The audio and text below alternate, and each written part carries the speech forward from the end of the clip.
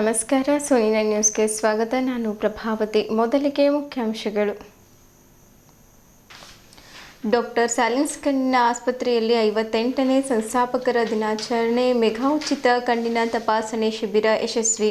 7 ವರ್ಷಗಳ ಕಾಲ ಲೋಕಸಭಾ ಸದಸ್ಯರಾಗಿ ಹಾಗೂ ಕೇಂದ್ರ ಸಚಿವರಾಗಿ ಕಾರ್ಯನಿರ್ವಹಿಸಿದ ಕೆಎಚ್ ಮುನಿಯಪ್ಪರವರನ್ನು ಉಪಮುಖ್ಯಮಂತ್ರಿ ಹಾಗೂ ಸಮಾಜ ಕಲ್ಯಾಣ ಇಲಾಖೆಯ ಸಚಿವರನ್ನಾಗಿ ಮಾಡಬೇಕೆಂದು ಮಾದಿಗ ದಂಡೋರ ಸಮಿತಿ ಆಗ್ರಹಿಸಿತು.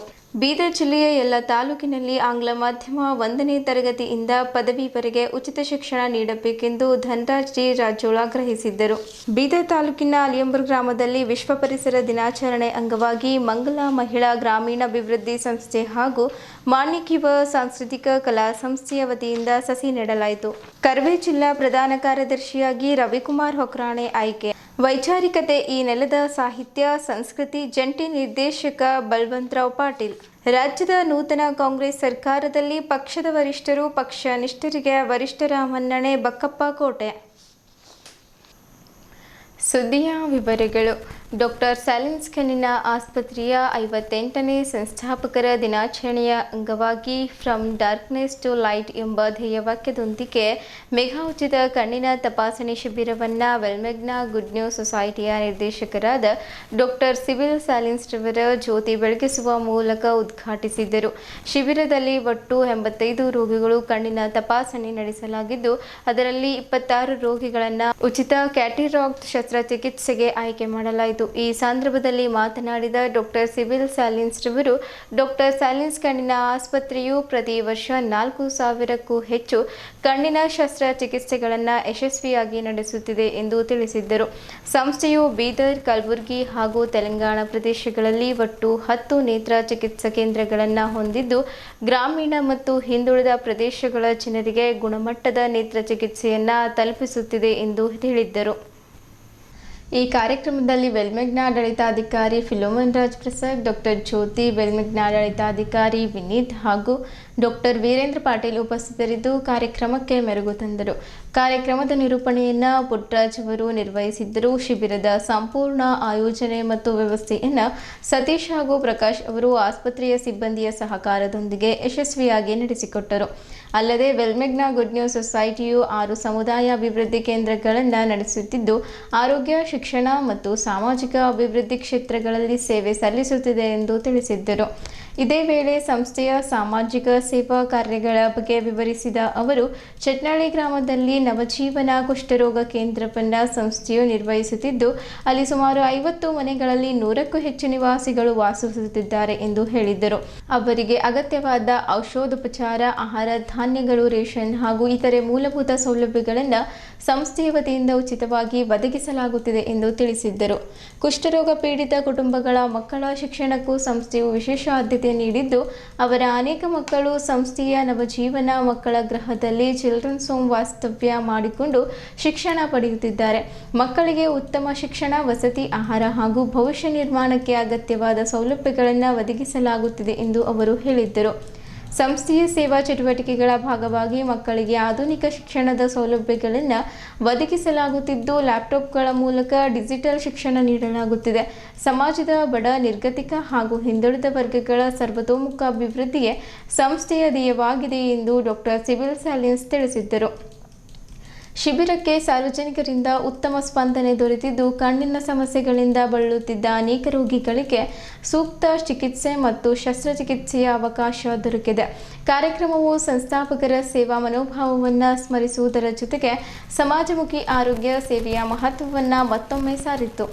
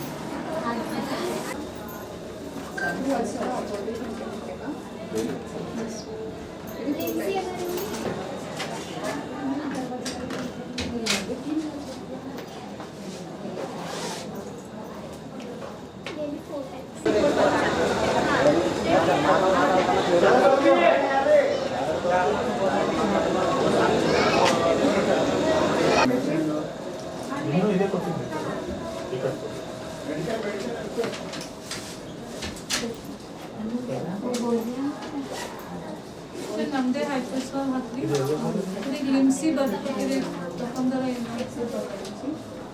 ಐ ಲಿಸ್ನಿಂಗ್ ಇವ್ರಿಗೆ ಲಿಮ್ಸಿ ಬರ್ತಿದೆ ಅದನ್ನೆಲ್ಲ ಹಾಂ ಹೈಪರ್ಸೋಲ್ ಅಂತ ಹಾಂ ಫೌಂಡರ್ಸ್ ಡೇ ಸೆಲೆಬ್ರೇಷನ್ ಮಾಡ್ತಾ ಇದ್ದೇವೆ. ಫೌಂಡರ್ಸ್ ಡೇ ಅಂದರೆ ನಮ್ಮ ತಂದೆ ತಾಯಿ ಈ ಸಂಸ್ಥೆಯನ್ನು ಸ್ಥಾಪನೆ ಮಾಡಿದ್ದಾರೆ. ಅದು ಸ್ಥಾಪನೆ ಆಗಿ 58 ವರ್ಷ ಆಗಿದೆ. ಸೊ ಅವ್ರ ಬರ್ತ್ಡೇಸ್ ಜೂನ್ ತಿಂಗಳದಾಗ ಬರ್ತದೆ, 1st and 10th June. So ಅದಕ್ಕೆ ಫೌಂಡರ್ಸ್ ಡೇ ಸೆಲೆಬ್ರೇಷನ್ ಒಂದು ಮೆಗಾ ಕ್ಯಾಂಪ್ ಇಕ್ಕಿದ್ದೇವೆ. ಸುಮಾರು ಬೀದರ್ಸ್ ಟೌನ್ ಸ್ಲಮ್ಸ್ ಏರಿಯಾನಲ್ಲಿ ಪಬ್ಲಿಸಿಟಿ ಮಾಡಿ ಅವ್ರಿಗೆ ಇಲ್ಲಿ ಬಂದು ನೇತ್ರ ಚಿಕಿತ್ಸೆ ಮಾಡಿ ಶಿಬಿರ ಮಾಡಿ ಆ್ಯಂಡ್ ಆಲ್ಸೋ ಯಾರ್ಯಾರಿಗೆ ಕ್ಯಾಟ್ರಾಕ್ಟ್ ಸರ್ಜರಿ ಬೇಕು ಅವ್ರಿಗೆ ಕ್ಯಾಟ್ರಾಕ್ಟ್ ಸರ್ಜರಿ ಮಾಡ್ತೇವೆ, ಯಾರ್ಯಾರಿಗೆ ಕನ್ನಡಿಕ ಬೇಕು ಅವ್ರಿಗೆ ಕನ್ನಡಿಕ ಕೊಡ್ತೇವೆ. ಸೊ ಈ ವರ್ಷಕ್ಕೊಂದ್ಸರಿ ಮಾಡ್ತೇವೆ. ಇದು 58th ವರ್ಷ ನಮ್ಮ ಸಂಸ್ಥೆ ಸ್ಥಾಪನೆ ಆಗಿ. Today we are celebrating Founders Day, the birthday of our my grandparents, Dr. Sadhu's parents. We do this every year. We try to do as many free surgeries and free eye camp, especially on this day. We have a lot of gatherings, as you can see. We're very happy. Please spread the word. We do it throughout the year as well. So please come, get your eyes checked, and especially your elderly. They, and after a certain age, they all kind of need some kind of eye care. So please come and take advantage of our services. Thank you. ಸಮಸ್ತ ಬೀದರ್ ದಕ್ಷಿಣ ಕ್ಷೇತ್ರದ ಮಾದಿಗ ದಂಡೂರ ಹೋರಾಟ ಸಮಿತಿ ಬೀದರ್ ದಕ್ಷಿಣ ಹಾಗೂ ಮಾದಿಗ ಸಮುದಾಯ ಒಕ್ಕೂಟ ವತಿಯಿಂದ ಇಂದು ಮನ್ನಾಖೇಳಿಯ ಅಂಬೇಡ್ಕರ್ ವೃತ್ತದಲ್ಲಿ ತಹಶೀಲ್ದಾರರ ಮುಖಾಂತರ ಮಾನ್ಯ ಮುಖ್ಯಮಂತ್ರಿಗಳಿಗೆ ಮಾದಿಗ ದಂಡೂರ ಒಳ ಮೀಸಲಾತಿ ಹೋರಾಟ ಸಮಿತಿ ಬೀದರ್ ದಕ್ಷಿಣ ಕ್ಷೇತ್ರದ ಅಧ್ಯಕ್ಷರಾದ ವೀರಶೆಟ್ಟಿ ಬಂಬುಳಗಿ ಅವರ ನೇತೃತ್ವದಲ್ಲಿ ಮನವಿ ಪತ್ರ ಸಲ್ಲಿಸಿ ಮಾತನಾಡುತ್ತಾ KH ಮುನಿಯಪ್ಪರವರು ಕಳೆದ 40-45 ವರ್ಷಗಳಿಂದ ಕಾಂಗ್ರೆಸ್ ಪಕ್ಷದಲ್ಲಿ ನಿಷ್ಠೆಯಿಂದ ಸೇವೆ ಸಲ್ಲಿಸುತ್ತಾ ಬಂದಿರುತ್ತಾರೆ. ಅಲ್ಲದೆ ಸದರಿಯವರು 7 ವರ್ಷಗಳ ಕಾಲ ಲೋಕಸಭಾ ಸದಸ್ಯರಾಗಿ ಹಾಗೂ ಅಂದಿನ ಕಾಂಗ್ರೆಸ್ ಪಕ್ಷದ ಕೇಂದ್ರ ಸರ್ಕಾರದಲ್ಲಿ ಕೇಂದ್ರೀಯ ಮಂತ್ರಿಗಳಾಗಿ ಸೇವೆ ಸಲ್ಲಿಸಿರುತ್ತಾರೆ. ಆದ್ದರಿಂದ KH ಮುನಿಯಪ್ಪರವರನ್ನ ಮಾದಿಗ ಸಮುದಾಯದ ಅಭಿವೃದ್ಧಿಗಾಗಿ ರಾಜ್ಯದ ಉಪಮುಖ್ಯಮಂತ್ರಿ ಹಾಗೂ ಸಮಾಜ ಕಲ್ಯಾಣ ಸಚಿವರನ್ನಾಗಿ ಮಾಡಬೇಕೆಂದು ಆಗ್ರಹಿಸಿದ್ದರು.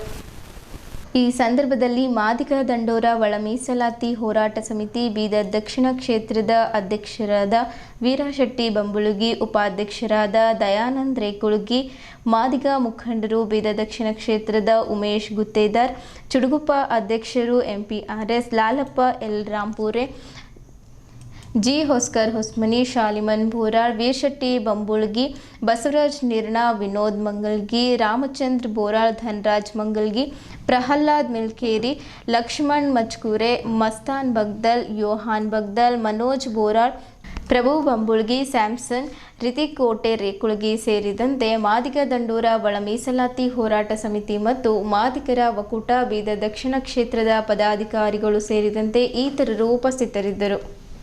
ಕರ್ನಾಟಕ ಮಾದಿಗ ಸಮಾಜ 40 ಲಕ್ಷ 60,000 ಜನರಿಗೆ ನ್ಯಾಯ ಕೊಡಲೇಬೇಕು. ಎಲ್ಲಿವರೆಗೆ ಹೋರಾಟ? ಮುನಿಯಪ್ಪ ಸಾಹೇಬರಿಗೆ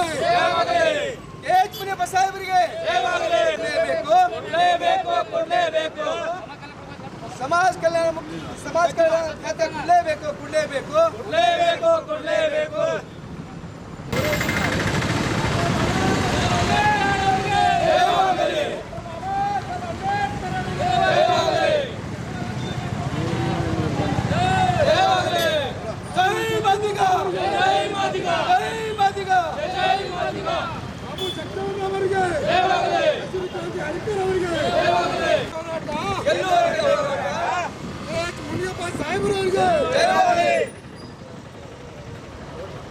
ಮುನಿಯಪ್ಪ ಸಾಹೇಬರಿಗೆ ಡಿಸಿಎಂ ಸ್ಥಾನ ಮತ್ತು ಸಮಾಜ ಕಲ್ಯಾಣಕ್ಕೆ ಕೊಡಲೇಬೇಕು.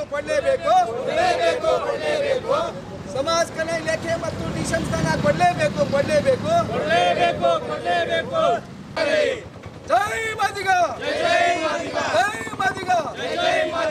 ಜೈ ಭೀಮ್.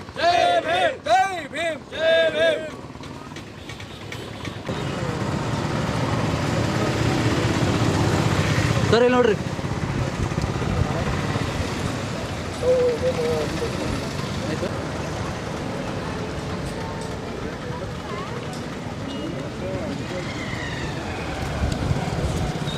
ಮತ್ತು ವಿಶೇಷ ನಮ್ಮ ಮನ್ನೆಕಳಿ ಕೇಂದ್ರ ವಿಧಾನಸಭಾ ದಕ್ಷಿಣ ಕ್ಷೇತ್ರದ ಇಲ್ಲಿ ನಾವು ಹೋರಾಟ ಮಾಡಿದೆವು. ನಮ್ಮ ಪೂರಾ ಪೊಲೀಸ್ ಅಧಿಕಾರಿಗಳು ನಮಗೆ ಒಳ್ಳೆಯ ರೀತಿಯಿಂದ ಸಹಕಾರ ಮಾಡಿದ್ದಾರೆ. ಅವ್ರಿಗೆ ನಾನು ಧನ್ಯವಾದ ಹೇಳ್ತೀನಿ. ಮತ್ತು ಮಾಧ್ಯಮದಲ್ಲಿ ಬಂದವರಿಗೆ ಅವ್ರಿಗೆ ಧನ್ಯವಾದ ಹೇಳ್ತಾ ನಾನು ವಿರ್ಶೆಟ್ಟಿ ಬೊಂಬಳಿಗೆ ಮಾದಿ ದಂಡ ಹೋರಾಟ ಸಮಿತಿ ದಕ್ಷಿಣ ಕ್ಷೇತ್ರ ಅಧ್ಯಕ್ಷನಾಗಿ ನಾನು ಇವತ್ತು ಈ ಹೋರಾಟ ಮುಖಾಂತರ ನಾವೆಲ್ಲ ಕೂಡಿ ನಮ್ಮ ಅಣ್ಣ ತಮ್ಮರು ನಮ್ಮೆಲ್ಲ ಪದಾಧಿಕಾರಿ ಬಂದಿದ್ದೆವು. ಈಗ ಮುಂದಿನ ಸಮಯ ಏನೇ ಬಂದರೂ ಭೀ ಸುಮಾರು 3 ದಿವಸ ನಮ್ಮೆಲ್ಲ ಕಾರ್ಯಕರ್ತರು ಸಮಯ ಕೊಟ್ಟರೆ 3-4 ದಿವಸದಾಗ ಒಂದು ವೇಳೆ ನಮ್ಮ KH ಮುನಿಯಪ್ಪ ಸಾಹೇಬರಿಗೆ ಉಪಮುಖ್ಯಮಂತ್ರಿ ಮತ್ತು ಸಮಾಜ ಮಂತ್ರಿ ಕೊಡೋದ್ರೆ ನಾವು ಸುಮಾರು ಮುಂದಿನ ಸಮಯಕ್ಕೆ ಜನರ ಗಮನ ತಿಳ್ಕೊಬೇಡಿ, ನಾವು ತರಾತುರಿಯಾಗಿ ನಾವು ಇದು ಹೋರಾಟ ಮಾಡಿದೆವು. ಮುಂದಿನ ಸಮಯದಲ್ಲಿ ಕೂಡ ಮನೆ ಕಡೆ ಬಂದ್ ಮಾಡೋ ಸಂದರ್ಭ ಬರ್ತದೆ ಮಾಡ್ತಿರ್ತೀವಿ ಅಂತ ನಾವು ಸರ್ಕಾರ ಹೆಸರು ಕೊಡ್ತೇವೆ. ಒಳ ಬೇಸಾಯದ ಸಂದರ್ಭದಲ್ಲಿ ನಾವು ಅರೆಬತ್ತಲೆ ಎಲ್ಲನೇ ಮಾಡಿದೆವು. ಅದು ನಮಗೆ ಯಾವುದು ಹೊಸದಿಲ್ಲ. ನಾವು ಸರ್ಕಾರ ತೊಗೋತೀವಿ ನಾವು ಬೆಳೆ ಸಾಧ್ಯ ಇಲ್ಲ. ಸುಮಾರು 40,63,000 ಜನ ನಾವು ಮಾದಿಗರು ಕನ್ನಡ ಸ್ಥಳದೆವು. ನಾವು ಸರ್ಕಾರ ಎಚ್ಚರಿಕೊಂಡು ನಮ್ಮೆಲ್ಲ ನ್ಯಾಯ ಕೊಡ್ತಂದು ನಾವೊಂದು ಭರವಸೆ ಇಟ್ಕೊಂಡೆವು. ಈ ನ್ಯಾಯ ಕೊಡ್ತಂತ ಹೇಳ್ತೇವೆ. ಜೈ ಮಾದಿಗ, ಜೈ ಮಾದಿಗ. 2 ಸಲ MLA ಆಗಿ ಅವರು ಇವಾಗ ಆಹಾರ ಖಾತೆಯನ್ನು 3 ವರ್ಷ ನಿಭಾಯಿಸಿದ್ದಾರೆ. ಮತ್ತು ಸಂಸದಾಗ ಕೇಂದ್ರದಲ್ಲಿ 10 ವರ್ಷ ಮಂತ್ರಿಯಾಗಿ ನಿರ್ವಹಿಸಿದ್ದಾರೆ. ಅವರಿಗೆಲ್ಲ ಅರ್ಹತೆ ಇದೆ. ಇವಾಗ ನಮ್ಮ ಸಮಾಜದ ಹಿರಿಯ ನಾಯಕರಾದ KH ಮುನಿಯಪ್ಪರಿಗೆ ಅವರು ಕಡೆಗಣಿಸಿ ಒಂದು ಸಣ್ಣ ಖಾತೆ ಕೊಡಿದರೆ ಅದು ನಾವು ಸಹಿಸಲಾಗಲ್ಲ. ಇವಾಗ ಅವರು ವಯಸ್ಸಿಗಿಂತ ಮಗನಂಥ ಒಂದು ವ್ಯಕ್ತಿ ಇದ್ರೆ ಸನ್ಮಾನ್ಯ ಶ್ರೀ ಪ್ರಿಯಾಂಕಾ ಖರ್ಗೆ ಸಾಹೇಬರಿಗೆ ಗೃಹ ಮಂತ್ರಿ ಕೊಡ್ತಿದ್ದಾರೆ ಮತ್ತು ಕೊಟ್ಟಿದ್ದಾರೆ. ಇವಾಗ ನಮ್ಮ KH ಮುನಿಯಪ್ಪ ಸಾಹೇಬರಿಗೆ ನಮಗೆ ನಮ್ಮ ಸಮಾಜ ಉದ್ಧಾರ ಆಗಬೇಕಾದ್ರೆ ಸಮಾಜ ಕಲ್ಯಾಣ ಇದೆ. ನಮ್ಮ ಸಮಾಜಕ್ಕೆ ಒಳ ಮೀಸಲಾತಿ ಹೋರಾಟ ಸಂದರ್ಭದಲ್ಲಿ ಅವರು ಒಬ್ಬರೇ ಆದ್ರಂಥ ನಮ್ಮ KH ಮುನಿಯಪ್ಪ ಸಾಹೇಬರು ಆ ಸಂದರ್ಭದಲ್ಲಿ ಅವರು ಸದನದಲ್ಲಿ ಹೋರಾಡಿ ನಮಗೆ ಒಳ ಮೀಸಲಾತಿ ಕಲಿಸ್ಕೊಟ್ರೆ ಅವ್ರಿಗೆ ಏನೇ ನಮ್ಮ ಸಮಾಜಕ್ಕೆ ಅಡಚಣೆ ಇದೆ ಅದು ಅವರು ಕಲಿಸ್ಕೊಡೋದಂಥ ಶಕ್ತಿ ಅವರಿದೆ. ಸಮಾಜ ಕಲ್ಕೊಟ್ಟು ಅವರಿಗೆ ನಮ್ಮ ಸಮಾಜಕ್ಕೆ ಒಂದು ನ್ಯಾಯ ಕೊಡೋಂಥ ಕೆಲಸ ಇದೆ. ಅವ್ರ ಸಮಾಜಕ್ಕೆ ನಮ್ಮ ಮಂತ್ರಿ ಕೊಡಲೇಬೇಕಂತ ಅವ್ರಿಗೆ ಒತ್ತಾಯಿಸ್ತೇವೆ ನಾವು ಸರ್ಕಾರಕ್ಕೆ. ಮುಂದೆ ಬರೋ ಸಂದರ್ಭದಲ್ಲಿ ಅದೇನರ ಅಸ್ತವ್ಯಸ್ತ ಆದರೆ ನಾವು ಉಗ್ರವಾದ ಹೋರಾಟ ಮಾಡಲಿಕ್ಕೆ ನಾವು ಬಯಸ್ತೇವೆ. ಮಾನ್ಯ ಮುಖ್ಯಮಂತ್ರಿಗಳಲ್ಲಿ ಮನವಿ ಮಾಡ್ಕೊತೀವಿ. ಏನು 3 ವರ್ಷಗಳ ಕಾಲ KH ಮುನಿಯಪ್ಪರು ಆಹಾರ ಮತ್ತು ನಾಗರಿಕ ಸರಬರಾಜು ಇಲಾಖೆ ನಿಭಾಯಿಸಿದ್ದಾರೆ. ಅದನ್ನು ಬಿಟ್ಟು ಬೇರೆ ಹುದ್ದೆ ಕೊಡ್ರಿ ಅಂಥೇಳಿ ಅವರನ್ನು ಬೇಡಿಕೆ ಇಟ್ಟಿದ್ದಾರೆ. ನಮ್ಮ ಇಡೀ ಕರ್ನಾಟಕ ರಾಜ್ಯದ ಮಾದಿಗ ಸಮುದಾಯದ ಬೇಡಿಕೆನೂ ಅದ. ಸಮಾಜ ಕಲ್ಯಾಣ ಇಲಾಖೆ ಅವರಿಗೆ ಕೊಡಬೇಕು. ಅವರು ಒಂದು ಸಮಾಜದ ಹಿತ ಕಾಪಾಡುವಲ್ಲಿ ಒಂದು ಸಮಾಜಕ್ಕೆ ಮುಖ್ಯವಾಹಿನಿ ತರೋದಕ್ಕೆ ಅದು ಸಮಾಜ ಕಲ್ಯಾಣ ಇಲಾಖೆ ಭಾಳ ಪ್ರಾಮುಖ್ಯವಾದದ್ದು. ಹಾಗೆ 3 ವರ್ಷಗಳ ಕಾಲ ಒಂದು ನಮ್ಮ ಸಹೋದರ ಸಮುದಾಯದಂಥ ವಲಯ ಸಮುದಾಯಕ್ಕೆ SC ಮಾದೇವಪ್ಪರಿಗೆ 3 ವರ್ಷಗಳ ಕಾಲ ಒಂದು ಸಮಾಜ ಕಲ್ಯಾಣ ಇಲಾಖೆ ಕೊಟ್ಟಿದ್ದೀರಿ. ಒಂದು 2 ವರ್ಷ ಕಾಲ ಆದರೂ ಕೂಡ ನೀವೇನದ ಅಂತಂದ್ರೆ ಈ ಸಮಾಜ ಕಲ್ಯಾಣ ಇಲಾಖೆ ಮಾದಿಗ ಸಮುದಾಯದ ಹಿರಿಯ ನಾಯಕರಾದಂಥ KH ಮುನಿಯಪ್ಪ ಸಾಹೇಬರಿಗೆ ಈ ಹುದ್ದೆ ನೀಡಿ ಹಾಗೂ ಕರ್ನಾಟಕ ರಾಜ್ಯದ ಉಪಮುಖ್ಯಮಂತ್ರಿ ಸ್ಥಾನ ಕೊಡಬೇಕು ಅಂಥೇಳಿ ಈ ಮಾಧ್ಯಮ ಮುಖಾಂತರ ಮನವಿ ಮಾಡ್ತೀನಿ. ಅವರಲ್ಲೂ ವಯಸ್ಸಿನಲ್ಲಿ ಕಿರಿಯರಾದರೂ ದೊಡ್ಡ ದೊಡ್ಡ ಹುದ್ದೆಗಳು ಕೊಡ್ಲತ್ತೀರಿ, ಅದು ಸರಿಯಲ್ಲ. ನೀವು ಈ ಸಮುದಾಯಕ್ಕೆ ಮಾಡುವಂಥ ಅವಮಾನ ಅದ. ನೀವು ಅವರಿಗೂ ಕೂಡ ಸರಿ ಸಮಾನವಾಗಿ ನೋಡಬೇಕು. ನೀವು DK ಶಿವಕುಮಾರ್ ಅವರ ಮಂತ್ರಿಮಂಡಲದಲ್ಲಿ ದೊಡ್ಡ ಹುದ್ದೆ ಕೊಟ್ಟು ಗೌರವಿಸಬೇಕಂಥೇಳಿ ಈ ಮಾಧ್ಯಮ ಮುಖಾಂತರ ಮನವಿ ಮಾಡ್ಕೊತೀನಿ. ಜೈ ಭೀಮ್, ಜೈ ಸಂವಿಧಾನ, ಜೈ ಕಾನ್ಸೆಪ್ಟ್. 1ನೇ ತರಗತಿಯಿಂದ PUCವರೆಗೆ ಉನ್ನತ ಶಿಕ್ಷಣದವರೆಗೂ ಓದುವ ಪರಿಶಿಷ್ಟ ಜಾತಿಯ ಮಾದಿಗ ಹುಲಿಯ ವಿದ್ಯಾರ್ಥಿಗಳಿಗೆ ಕಾಲೇಜು ದಾಖಲಾಗುವಾಗ ಕಾಲೇಜಿನವರು ಯಾವುದೇ ಶುಲ್ಕ ಪಡೆಯಬಾರದೆಂದು ಸಮಾಜ ಕಲ್ಯಾಣ ಇಲಾಖೆಯ ಆದೇಶ. ಆದರೆ ಪ್ರತಿ ವಿದ್ಯಾರ್ಥಿಗಳಿಂದ ದಾಖಲಾಗುವ ಸಮಯದಲ್ಲಿ ಕಾಲೇಜು ಶುಲ್ಕ ಪಡೆಯುತ್ತಿದ್ದು, ಇದರ ಬಗ್ಗೆ ಕೂಡಲೇ ಕ್ರಮ ಕೈಗೊಳ್ಳಬೇಕು. ಕಾಲೇಜು ಶುಲ್ಕವನ್ನು ಕಟ್ಟುವಾಗ ವಿಶ್ವವಿದ್ಯಾನಿಲಯಗಳ ತೀರ್ಮಾನಿಸಿರುವ ವಿಷಯಗಳ ಶುಲ್ಕವನ್ನು ಮಾತ್ರ ಪಡೆಯಬೇಕೆಂದು ಆದೇಶವಿದ್ದರೂ ಆದೇಶಗಳಂತೆ ಕಾಲೇಜಿನವರು ನಡೆದುಕೊಳ್ಳದೆ ತಮ್ಮ ಮನಸ್ಸಿಗೆ ಬಂದಂಗೆ ಕಾಲೇಜಿನವರು ಶುಲ್ಕ ವಸೂಲಿ ಮಾಡುತ್ತಿದ್ದು, ಕೂಡಲೇ ಸರ್ಕಾರ ಗಮನಕ್ಕೆ ತರಬೇಕು. ಪ್ರತಿ ಕಾಲೇಜಲ್ಲಿ ಅಡ್ಮಿಷನ್ ಟೈಮ್ನಲ್ಲಿ ಮ್ಯಾನೇಜ್ಮೆಂಟ್ ಕೊಟ್ಟ ಸೀಟು ಸರ್ಕಾರದ ಕೋಟದಲ್ಲಿ ಪರಿಶಿಷ್ಟ ಜಾತಿಯವರಿಗೆ ಮೀಸಲಾತಿಯ ಸೀಟುಗಳಿದ್ದು, ಮೀಸಲಾತಿಯಂತೆ ಕಾಲೇಜುಗಳಲ್ಲಿ ಅಡ್ಮಿಷನ್ ಮಾಡಿಕೊಳ್ಳಲು ಪರಿಶಿಷ್ಟ ಜಾತಿಯವರನ್ನು ಯಾಮಾರಿಸುತ್ತಿದ್ದಾರೆ ಎಂದು ಕೂಡಲೇ ಕ್ರಮ ಕೈಗೊಳ್ಳಬೇಕೆಂದು ಆಗ್ರಹಿಸಿದ್ದರು. ಮುಂದುವರಿದು ಮಾತನಾಡುತ್ತಾ ಸಮಾಜ ಕಲ್ಯಾಣ ಇಲಾಖೆಯಲ್ಲಿ ವಿದ್ಯಾರ್ಥಿಗಳಿಗೆ ಇರುವ ಸೌಲಭ್ಯಗಳ ಬಗ್ಗೆ ಜಾಗೃತಿ ಮೂಡಿಸುವ ಕಾರ್ಯಕ್ರಮ ಕೂಡಲೇ ಆಗಬೇಕು. ಕಾಲೇಜುಗಳ ಮುಂದೆ ಪ್ರತಿ ತರಗತಿಗಳಿಗೆ ಎಷ್ಟು ಶುಲ್ಕ ಕಟ್ಟಬೇಕು, ಯಾವುದಕ್ಕೆ ಕಟ್ಟಬೇಕು ಮತ್ತು ಅಲ್ಲಿ ಪರಿಶಿಷ್ಟ ಜಾತಿಯವರಿಗೆ ಇರುವ ಸೀಟುಗಳ ಬಗ್ಗೆ ಸಾರ್ವಜನಿಕರಿಗೆ ಕಾಣುವಂತೆ ಕಾಲೇಜುಗಳ ಮುಂದೆ ಹಾಕುವಂತೆ ಆದೇಶಿಸಬೇಕೆಂದು ಆಗ್ರಹಿಸಿದ್ದರು. ಈ ಸಂದರ್ಭದಲ್ಲಿ ಸಮಾಜ ಸೇವಕರು ಬಸವ ಕಲ್ಯಾಣ, ಧನರಾಜ್ ಡಿ ರಾಜೋಡ್, ಶಂಕರ್ರಾವ್ ಶಿವಪುರ್, ಮಿರ್ಜಾ ಖಾಸಿಂ ಬೇಗ್, ಪ್ರಭಾಕರ್, ಮಾರುತಿ ಫೂಲೆ, ಬಿ ವಿಜಯಕುಮಾರ್ ಪಾಟೀಲ್ ಸೇರಿದಂತೆ ಇತರರು ಉಪಸ್ಥಿತರಿದ್ದರು. ಅಧಿಕಾರಿಗಳು ಸಾರ್ವಜನಿಕ ಶಿಕ್ಷಣ ಇಲಾಖೆ ಬಸವ ಕಲ್ಯಾಣ ಸರ್, ಯಾಕಂದ್ರೆ 2014ರಲ್ಲಿ ಮಾನ್ಯ ಸಿದ್ದರಾಮಯ್ಯನವರು ಮುಖ್ಯಮಂತ್ರಿ ಅವಧಿಯಲ್ಲಿ ಖಾಸಗಿ ಸಂಸ್ಥೆಗಳನ್ನು ಅನುದಾನಿತ ಶಾಲೆಗಳಿಗೆ ಯಾವುದೇ ಶುಲ್ಕ ತಗೊಂಡು ಸರ್ಕಾರ ಆದೇಶ ಮಾಡಿರ್ತಾರೆ. ಇಲ್ಲಿವರೆಗೆ ಏನಪ್ಪ ಅಂದ್ರೆ ಸರ್ಕಾರಿ ಅನುದಾನಿತ ಶಾಲೆಗಳು ಮತ್ತು ಕಾಲೇಜುಗಳು ಏನಪ್ಪ ಅಂದ್ರೆ ಸಂಬಂಧ ಅವ್ರಿಗೆ ಎಷ್ಟು ಬೇಕಾದವರು ಡೊನೇಷನ್ ತಗೋತಾರೆ. ಅದಕ್ಕೆ ಏನಪ್ಪ ಅಂದ್ರೆ ಸರ್ಕಾರ ಏನಪ್ಪ ಅಂದ್ರೆ ಕೂಡಲೇ ಶಿಕ್ಷಣ ಇಲಾಖೆಯವರು ಏನಪ್ಪ ಅಂದ್ರೆ ಒಂದು ನೋಟಿಸ್ ಜಾರಿ ಮಾಡಿ ಅದಕ್ಕೆ ಏನಪ್ಪ ಅಂದ್ರೆ ಯಾವುದೇ ಮಕ್ಕಳಿಗೆ ಬಲಿದು ಡೊನೇಷನ್ ಮಾಡಿ ನೀವು ಡೊನೇಷನ್ ತಗೋ ಸರ್ಕಾರದ ನಿಯಮನ ಪ್ರಕಾರ ಏನಪ್ಪ ಅಂದ್ರೆ ಎಷ್ಟು ತಗೋಬೇಕು ಅಷ್ಟೇ ತಗೋಬೇಕು. ಅದಕ್ಕೆ ಏನಪ್ಪ ಅಂದ್ರೆ ರೊಕ್ಕ ದುಡ್ಡಿದ್ದವ್ರಿಗೆ ಏನಪ್ಪ ಅಂದ್ರೆ ಬಹಳ ಕಲ್ತ್ಕೊಂಡು ಇದರ ಗರೀಬರ ಮಕ್ಕಳಿಗೆ ಏನಪ್ಪ ಅಂದ್ರೆ ಶಿಕ್ಷಣ ಸರಿಯಾದ ಏನಪ್ಪ ಅಂದ್ರೆ ಅವ್ರಿಗೆ ಸರ್ಕಾರ ಏನಪ್ಪ ಅಂದ್ರೆ ಡೊನೇಷನ್ ಕೊಡ್ತದ. ಅಲ್ಲಿ ಸಿಕ್ಕಾಪಟ್ಟಿ ಡೊನೇಷನ್ ತಗೊಳ್ಳೋದು ಗೌರ್ಮೆಂಟ್ ಆದೇಶ ಮಾಡಿದ್ರು. ಸಾರ್ವಜನಿಕ ಶಿಕ್ಷಣ ಇಲಾಖೆ ಏನಪ್ಪ ಅಂದ್ರೆ ಎಲ್ಲ ಅನುದಾನಿತ ಶಾಲೆಗಳಿಗೆ ಯಾವ ಒಂದೆಡೆ ಡೊನೇಷನ್ ತಗೊಂಡಿದ್ದಾರೆ ಅಂಥವ್ರದ್ದು ಏನಪ್ಪ ಅಂದ್ರೆ ಶಾಲೆ ರದ್ದು ಮಾಡಿ ಏನಪ್ಪ ಅಂದ್ರೆ ಅವ್ರಿಗೆ ಬಂದ್ ಮಾಡಬೇಕಂದ್ರೆ ನಮ್ಮ ಮನವಿ ಕಳ್ಕೊಳ್ಳಿ. ಹಿಮಾಚಲ್ ಪ್ರದೇಶದ ಪ್ರೈವೇಟ್ ಸ್ಕೂಲೆಲ್ಲ ಕೆಲಸ 100% ಗೌರ್ಮೆಂಟ್ ಮಾಡ್ತಾರೆ. ಪ್ರೈವೇಟ್ ಸ್ಕೂಲ್ ಎಲ್ಲ ಬ್ಯಾನ್. ತಾಲೂಕಿನ ಅಲಿಂಪುರ್ ಗ್ರಾಮದಲ್ಲಿ ಮಂಗಲ ಮಹಿಳಾ ಗ್ರಾಮೀಣಾಭಿವೃದ್ಧಿ ಸಂಸ್ಥೆ ಹಾಗೂ ಮಾಣಿಕ್ ಯುವ ಸಾಂಸ್ಕೃತಿಕ ಕಲಾ ಸಂಸ್ಥೆಯ ವತಿಯಿಂದ ವಿಶ್ವ ಪರಿಸರ ದಿನ ಆಚರಿಸಲಾಯಿತು. ಪರಿಸರ ಉತ್ತಮವಾಗಿದ್ದರೆ ಮನುಷ್ಯ ನೆಮ್ಮದಿಯಿಂದ ಬದುಕಲು ಸಾಧ್ಯವಿದೆ.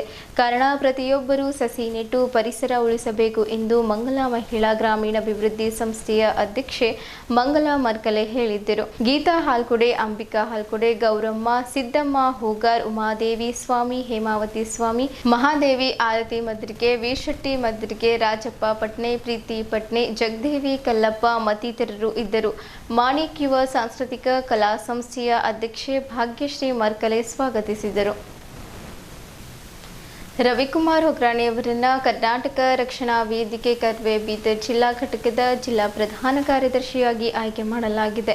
ರಾಜ್ಯಾಧ್ಯಕ್ಷರ ಆದೇಶದ ಮೇರೆಗೆ ಜಿಲ್ಲಾಧ್ಯಕ್ಷರ ನೇತೃತ್ವದಲ್ಲಿ ನಡೆದ ಸಭೆಯಲ್ಲಿ ರವಿಕುಮಾರ್ ಹೊಗ್ರಾಣಿ ಅವರ ಸಾಮಾಜಿಕ ಕಳಕಳಿ, ಸಂಘಟನಾ ಸಾಮರ್ಥ್ಯ ಹಾಗೂ ಸೇವಾ ಮನೋಭಾವವನ್ನು ಪರಿಗಣಿಸಿ ಸಂಪೂರ್ಣ ಸಹಮತದೊಂದಿಗೆ ಈ ಆಯ್ಕೆ ಮಾಡಲಾಗಿದೆ ಎಂದು ತಿಳಿಸಲಾಗಿದೆ.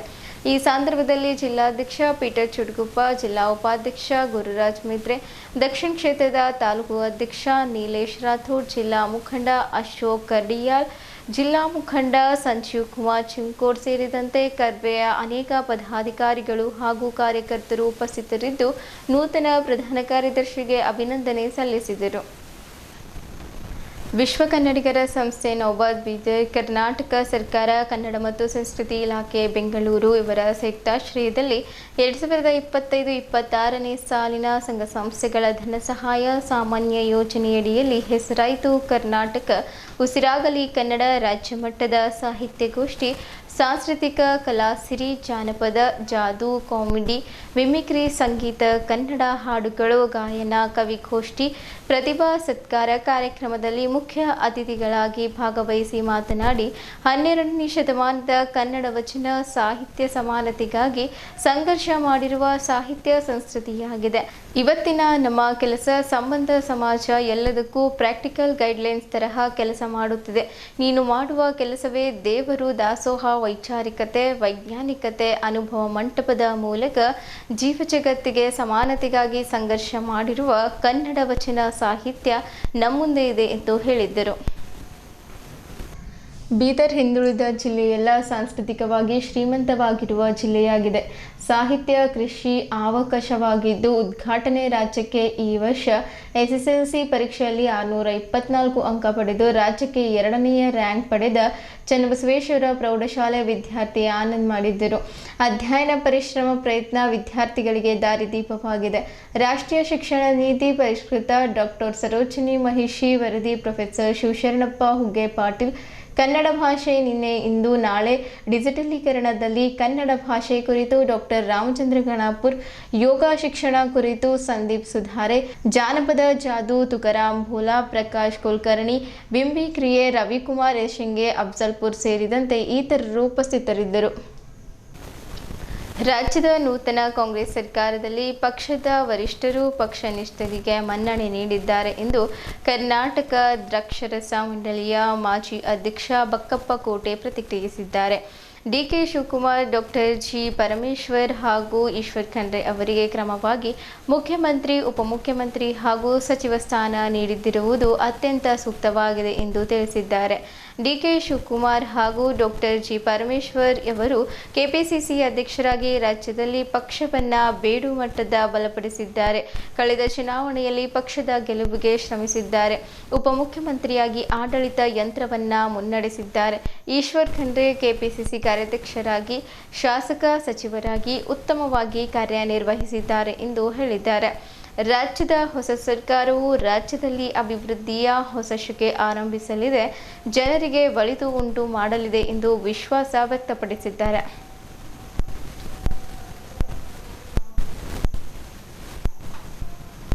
ಇಲ್ಲಿಯವರೆಗೂ ಸುದ್ದಿ ಕೊಟ್ಟಿದ್ದು ನಾನು ಪ್ರಭಾವತಿ. ಮುಂದಿನ ಸುದ್ದಿಯೊಂದಿಗೆ ಮತ್ತೆ ಭೇಟಿಯಾಗೋಣ. ವಂದನೆಗಳು.